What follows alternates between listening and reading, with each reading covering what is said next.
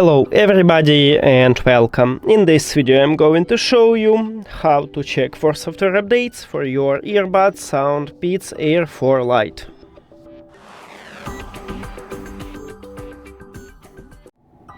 You have to start by open SOUNDPEATS application, and if you add your earbuds to the application you will see the same menu as I have, this one. Now, you need to click at the three lines at the left top. And right here we have update firmware, upgrade, sorry. And this actually all what we need. Firmware is the same as software, so just tap on it.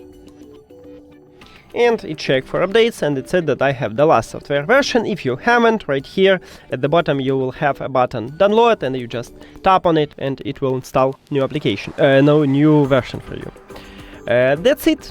Thank you for watching this video. If you found it helpful, please consider subscribing to the channel and leave the like on the video. See you later!